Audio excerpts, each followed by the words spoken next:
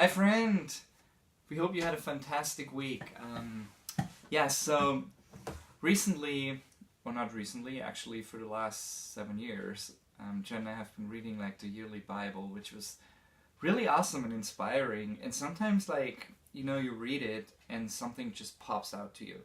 And the other morning, we were reading and we read through Psalm 78, and in this specific part that stuck out to me that day was that from verse 5 to I think it's verse 7, it talks about that God issued his instructions to Jacob and to Israel, and that he commanded that their ancestors to teach them to their children. And it keeps going about keep teaching it to the next generation, and then the next generation will teach it to the next one, and so on. And then it goes on at the end to say when you do that, each generation will put their hope new in God and will not forget the glorious miracles, and they will obey what God wants them to do. I think that's such a key thing looking at the psalm, looking at the fact of God set up something like that. A parent teaches their children about him, and then their children will teach their children. So the good news is actually going from generation to generation to generation. But it's not just going from generation to generation to generation without any effort. It's literally each one of us has to step up and has to share with their children.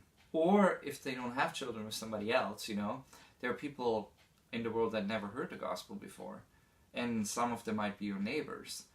But how do they want to put their hope in God if they don't even know him?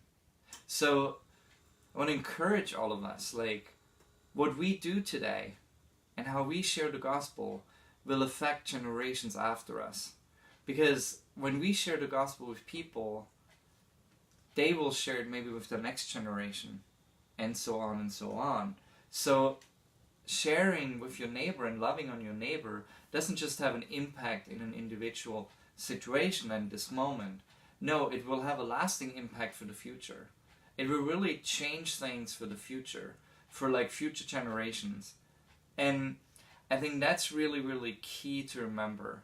So what we're doing in today's time is not just for today, but it's also for the future.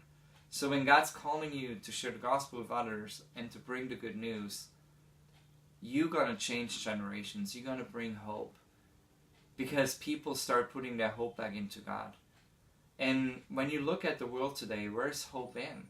The hope is in politics, the hope is in money, the hope is in so many things. But many times it's not in God. And why is that? Because people often don't really even know God. And if they don't know, how do they want to put their hope in him? So I just want to encourage all of us. Let's use the time that we have in our lives to bring the gospel to people that don't know it. And we don't have to go far. It might be just next door. So let's love on the people right around us and bring the good news, so the generations after us will have the good news. Hey, have a blessed week. Bye.